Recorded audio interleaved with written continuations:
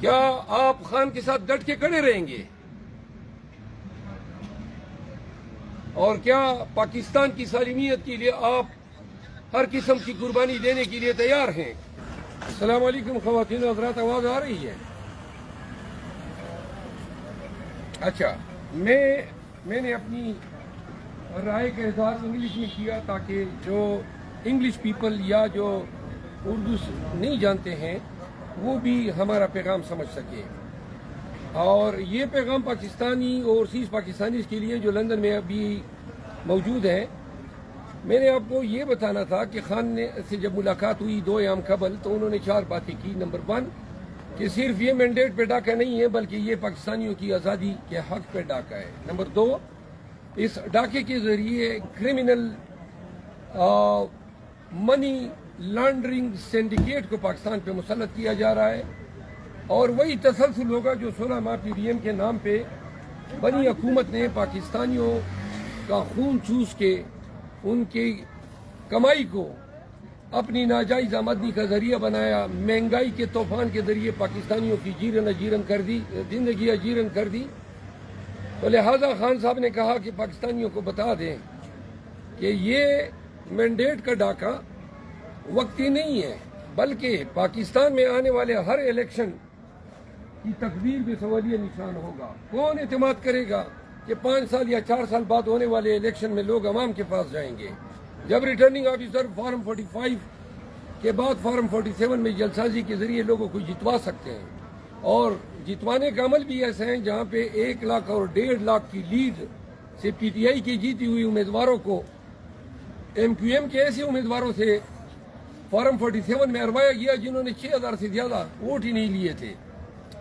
آج کمشنر راول پنڈی نے پاکستان تحریک انصاف کی اس بیانیے کی مکمل تصدیق کی کہ بیوروکریسی اور ریٹرننگ آفیسر کو ایک ٹول کے طور پہ استعمال کیا گیا۔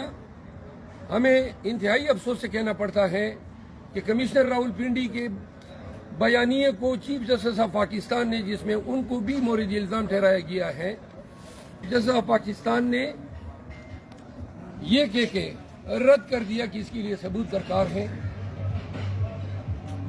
کمشنر راول پنڈی نے یہ واضح طور پہ کہا کہ 13 NA کے حلقے جو راول پنڈی ڈویژن میں فال کرتے ہیں، وہ 13 کے 13 حلقے PTI سے چوری کر کے PMLN کو دیے گئے۔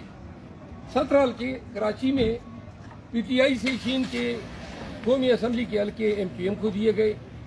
اسی طرح KP میں 2 حلقے، بلوچستان میں 7 حلقے، 48 حلقے جو ہیں وہ PMLN کو دیے گئے، جبکہ پیپل پارٹی محض 6 سیٹیں جیت چکی ہے اور PMLN صرف 17 سیٹیں جیت چکی ہیں۔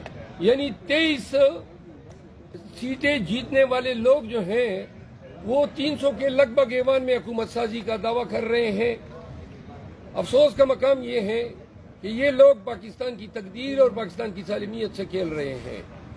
خان نے کہا ہمیں حکومت سازی سے کوئی لگاؤ نہیں ہے، ہماری کاز پاکستان میں قانون کی حکمرانی، سپریمیسی آف کانسٹیٹیوشن اور سماجی انصاف ہے۔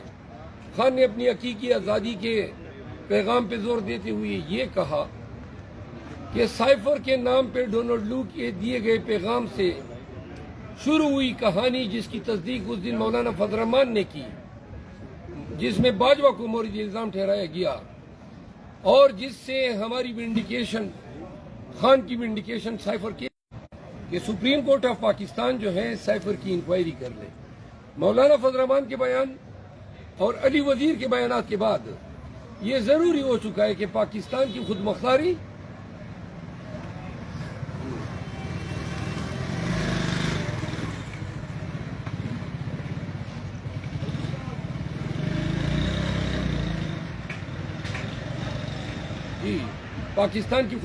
اور پاکستان کی سالمیت کے لیے یہ ضروری ہے کہ جن لوگوں نے ڈونلڈ لو کے ذریعے پاکستان میں ریجیم چینج کا آپریشن کروایا اور باجوہ کو اعلیٰ کی گئی، کیوں کر پاکستانیوں کے ووٹ سے منتخب شدہ حکومت کو امریکہ ایک کا ایک تھرڈ سیکرٹری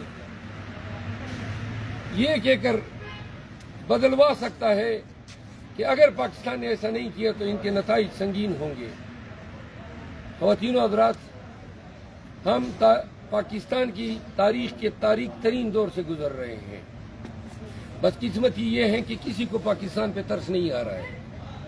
بدقسمتی یہ ہے کہ وقتی حکومت کے لالچ میں وہ لوگ جو ووٹ کو عزت دو کا نعرہ لگایا کرتے تھے، آج ہمارا ہی مینڈیٹ چوری کر کے اور پھر ہم ہی سے لوگوں کو لوٹے بنوا کر اپنے ساتھ کھڑا کر کے تصویریں دیتے ہیں اور وہ یہ پیغام دیتے ہیں کہ جو ماضی میں جنہوں نے یہ نعرہ لگایا تھا در حقیقت وہ ایک ڈکوسلا تھے، وہ ایک فراڈ تھے.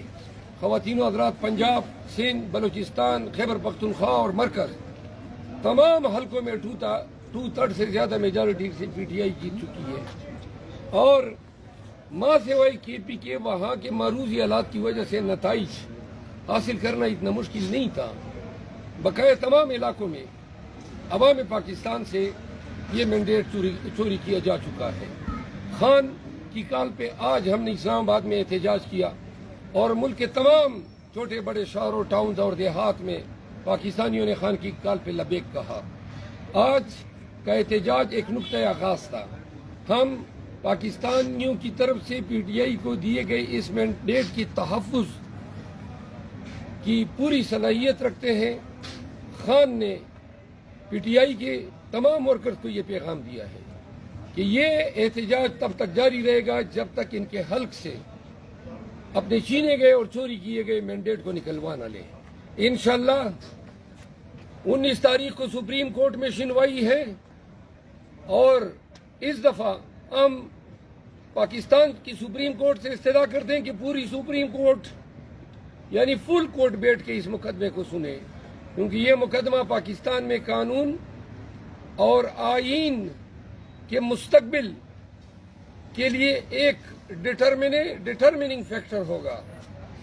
ہم سپریم کورٹ سے استدعا کرتے ہیں کہ فل کورٹ اس کی سنوائی کرے اور یہ فیصلہ دے کہ آیا ان طریقوں اور کنڈوں سے پاکستانیوں کا مینڈیٹ چوری کرنے والے لوگوں کا اور سرکاری ملازمین کا کس طرح احتساب ہونا چاہیے اور ان کا انجام کیسا ہونا چاہیے. آپ پاکستان کی سالمیت، پاکستان میں جمہوریت کی بقا اور پی ٹی آئی اور خان کے ساتھ اپنے محبت کے اظہار کے طور پہ جب بھی ایجیٹیشن یا احتجاج کی دوسری کال دی جائے گی تو اوورسیز پاکستانی